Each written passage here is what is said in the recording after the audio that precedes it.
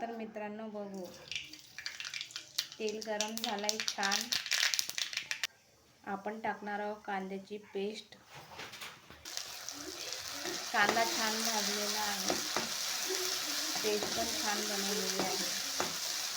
याला कलर येईपर्यंत छान मंद आचेवर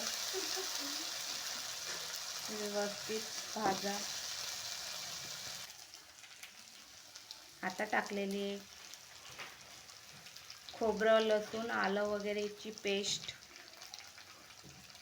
छान ग्रेव्ही येणार आहे भाजीला. हे पण छान मिक्स करून घ्यायचं. पेस्ट रेड कलर येईपर्यंत हे पण छान भाजून घ्यायचं. आता आपण टाकणार आहोत शेंगदाण्याचं वाटण.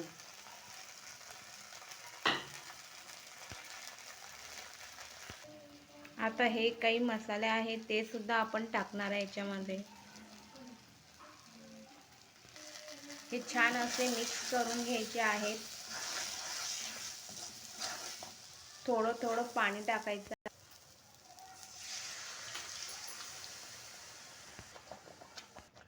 हे बघा किती छान मस्त कलर येणार आहे. हळूहळू छान याला फिरवायचं. आता आपण टाकणार आहे शेवगाच्या शेंगा, जे आम्ही त्या तेलामध्ये तळून घेतलेल्या आहेत. छान लालसर मसाला बघा किती छान भाजलेला आहे. आपण त्याच्यामध्ये आता शेवगाच्या शेंगा टाकणार आहे. आता आपण त्याला परतून घेऊ, छान मिक्स करू आणि नंतर थोडं थोडं पाणी टाकायचं. चला तर मित्रांनो, आपण टाकवायचे याच्यामध्ये थोडं थोडं पाणी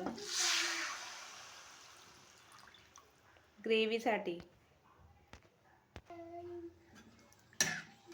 हे बघा मी पाणी टाकलेलं आहे आणि छान आता शिजू द्यायचं. आता खूप छान शिजलेली आहे ही शेंग. बघा मित्रांनो, तुम्हाला आवडल्यास तर तुम्ही तुमच्या घरी पण सुद्धा बनवू शकता आणि मी सांगितलेल्या पद्धतीने तशीच बनवून बघा. खायला पण खूप चविष्ट लागणार अशी ही शेवग्याची शेंग आहे.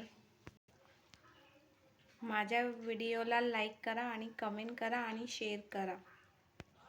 धन्यवाद मित्रांनो.